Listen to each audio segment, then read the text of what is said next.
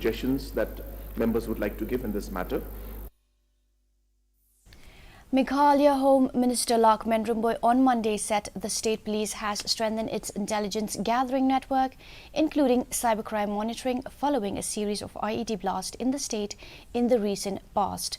Replying to a query by suspended Congress MLA from West Shillong Mohindro Rapsang in the Assembly, the Home Minister also informed that there have been 7 IED blasts reported in the state in the last 5 years.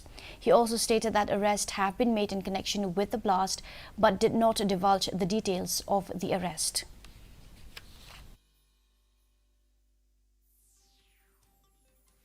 As of now, I think the police have done the job which they are supposed to do. But having said that, so as I said, that many of the status of this case are lying in some